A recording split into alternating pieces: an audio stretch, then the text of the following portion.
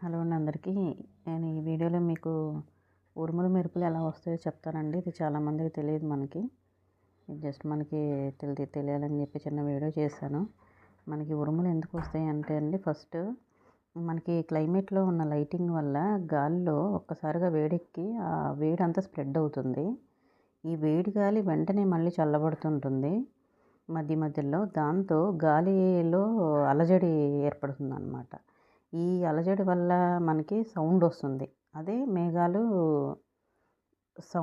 గర్జన అంటారనమాట. మేఘ గర్జన అంటాం థండర్‌ని యాక్చువల్‌గా మీనింగ్ అయితే.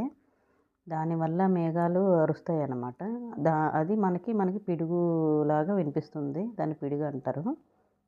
ఇంగ్లీష్‌లో థండర్ అంటారు.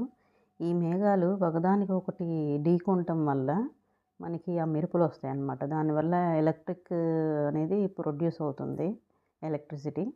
దానివల్ల మనకి మెరుపులు వస్తాయి. ఈ ఉరుములు మెరుపులు ఎందుకు వస్తాయో మీకు అర్థమైందని అనుకుంటున్నాను. నేను మళ్ళీ చెప్తాను, ఎవరైనా చిన్నపిల్లలు చూస్తే అర్థమవుతుందని చెప్పేసి. మనకి క్లైమేట్లో ఉన్న వేడి లైటింగ్ వేడిగా ఫామ్ అయ్యి మధ్యలో చల్లబడుతూ ఉంటుంది.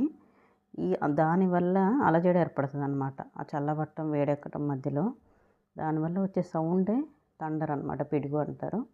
అవి మేఘాలు ఒకదానికొకటి ఢీకొనటం వల్ల మెరుపులు ఏర్పడతాయి. వర్షం తెలుసు కదా, వర్షం అందరికీ తెలుసు ఎలా ఏర్పడుతుందో ఏంటనేది. మనకి ఆవిరి ఫామ్ అయిపోయి వేడి వల్ల అది మేఘాలుగా ఫామ్ అయ్యి వర్షం ఫామ్ అవుతుంది.